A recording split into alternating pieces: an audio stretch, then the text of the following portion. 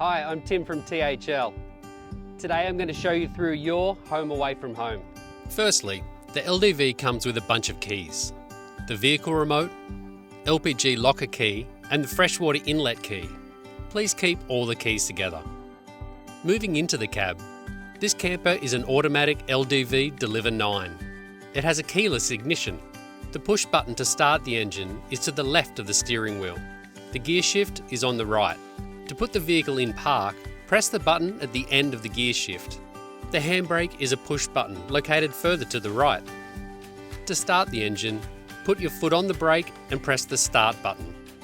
The LDV features a touchscreen display with radio and Bluetooth, as well as Android Auto and Apple CarPlay connectivity via a cable connection. There is a USB port located underneath the screen, as well as a USB port to the right of the driver. Don't forget to bring your own cable if you'd like to use this feature. This camper features a reversing camera, which will show on the dash screen when in reverse. Make sure someone is guiding you when reversing and parking. Chances are this camper is bigger than you're used to driving. There are some handy stickers on the windscreen to remind you of the camper height and maximum speed allowed when driving. We don't recommend driving at dusk or nighttime, so be sure to arrive at your overnight destination before then. The lever to release the bonnet is inside the driver's door, on the wall next to the footwell. The jack and tools to change the tyre are in the footwell of the driver's seat. Although this camper has an internal walkthrough, you still need to exit through the driver's side door after switching off the engine. Ensure you lock the driver's cab so the vehicle and cabin lights fully switch off.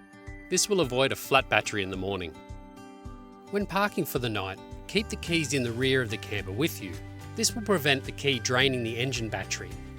The driver's cab seat swivel to the rear. In the passenger side door pocket is the first aid kit. We hope you don't need it, but it is there just in case. If you do open it, you have purchased it and can pay for it when you return to the branch. The handy quick reference guide is also in this door pocket. Moving outside, on the driver's side, here is the power inlet to plug into 240 volt power at a campsite. This is needed to use the microwave and internal power points. Plugging into power will also charge the 12 volt house battery. We recommend you do this on the first night to ensure the camper is fully charged. There is also a handy hook for the power cable. Up here is the external vent for the range hood. The wastewater outlet is down here. Wastewater is the water collected from the kitchen sink. The hose to empty the tank is stored at the rear of the camper. Here is the inlet to refill the freshwater tank. The hose to empty the tank is stored at the rear of the camper. We have filled the tank for you, ready to go. This is the external vent for the 12 volt house battery. Around on the rear of the camper is the reversing camera. Inside the rear barn doors, on the right, is the electrical wiring for the camper. You won't need to access this locker. On the shelf above the electrical locker is a 240 volt power point and the red 12 volt isolation switch. This switch needs to be on at all times to use the 12 volt appliances such as the fridge, house lights, water pump, range hood, stove ignition and house USB ports.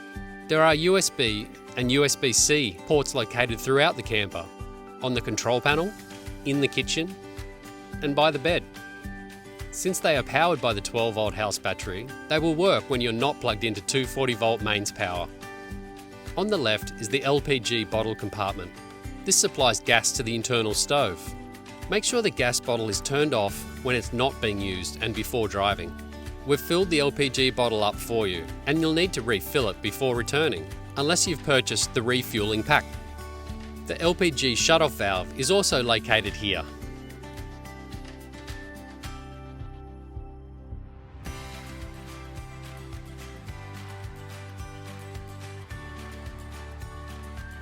On the shelf above the LPG locker is the wastewater hose, freshwater hose, and 240 volt power cable. In between these lockers is a central access point to the main storage area, great for luggage or camping table and chairs if you've hired them. There is a cargo barrier to stop them sliding through to the front of the house. The release point for the spare wheel is recessed into the floor here. Around on the passenger side is a handy exterior light. The switch for the light is inside the sliding door. The fuel inlet is beside the passenger door. To access it, the passenger door must be open. This camper takes diesel fuel. Do not put any other substance in this inlet. We've filled the tank up for you and you'll need to refill it before returning, unless you have purchased the refueling pack. This vehicle also takes AdBlue. This may need to be topped up, especially if you're on an extended trip. An alert will appear on the dash. You must only put AdBlue into this AdBlue inlet. Now let's take a look inside. Use the sliding door to access the camper. There is an entrance step for the easy access. When closing the sliding door, make sure you use some force to close it properly.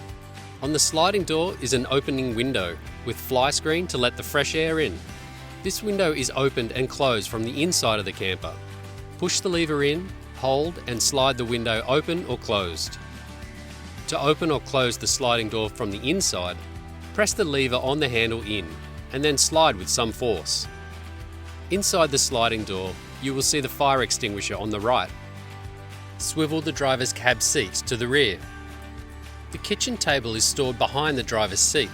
Attach it to the rail above the fridge for extra kitchen bench space. Above the driver's cab are the switches for the internal lights. The control panel and tank gauge are over the other side. This panel powers the fridge, reading lights, stove ignition, and water pump. Turn these switches on only when you need them. Leave the fridge switched on at all times. Above that is the gauge that shows the levels in the freshwater and wastewater tanks. Be sure to check this regularly. The house battery is separate to the camper engine battery. So if the house battery is getting low, don't worry, the camper will still be able to start. The kitchen features a gas stove, sink with cold running water, fridge, and microwave above the range hood. Below the kitchen bench, in the drawers are the cutlery and utensils, pots and pans, plates, bowls, drinking glasses and coffee mugs. In the cupboard to the left of the microwave, you'll find more cooking equipment. The other side are the electrical appliances. To use these electrical appliances, as well as the microwave, you must be plugged into 240-volt mains power. Make sure the drawers and cupboards are locked before driving.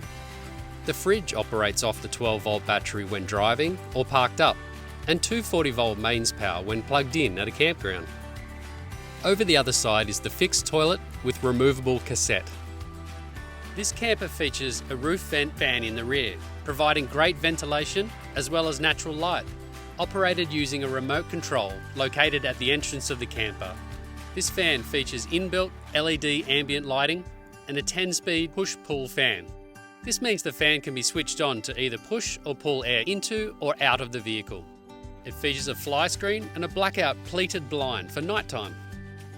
This camper features a permanent double bed in the rear. To access the bed, remove your shoes and step onto this seat, and then onto the bed.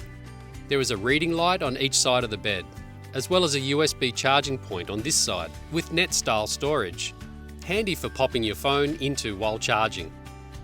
There are blinds on the rear windows, as well as a curtain to block out the driver's cab for nighttime. To finish, we'd like to share some helpful tips for your trip. We have a bunch of camper help how-to videos in the THL Road Trip app showing you how to use the specific features of your camper, such as operating the gas stove, emptying the toilet cassette, or setting up the table. Make sure you watch these to get the most out of your camper. It's important that you book into a campground on your first night so you can plug into 240-volt power to fully charge your house battery, and then every 2 or so days to charge up again. The speed of the 12-volt battery drainage will depend on the climate and how often it is used. A full charge takes between 14 to 16 hours and needs to be done at a campground. We don't recommend driving at dusk or nighttime, so be sure to arrive at your overnight destination before then. Top up the freshwater and empty the wastewater every 1 to 2 days. Empty the toilet cassette every 1 to 2 days, or as needed.